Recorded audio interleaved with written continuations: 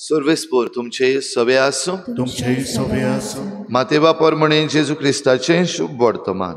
महिमा तुका सौम्या. त्याच दिसा जेजू घरांतलो भायर सरून दर्याचे दडेर वचून बसलो.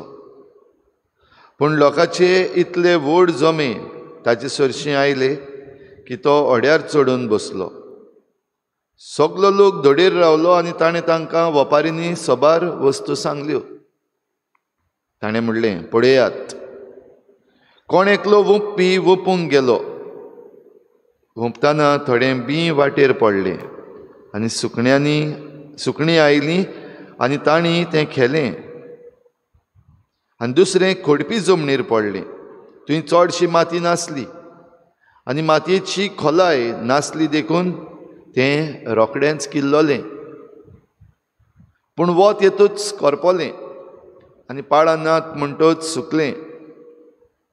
हेर बी कांट्यां मदें पडलें आनी कांटे वाडले आनी कांट्यांनी तांकां चेपून धरलें. हेर बरे जमनीर पडलें आनी ताका पीक जालें.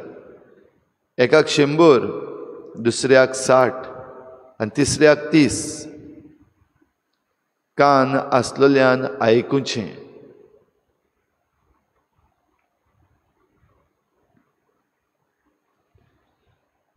जेजू क्रिस्ताचें शुभ वर्तमान. वखणी तुका क्रिस्ता.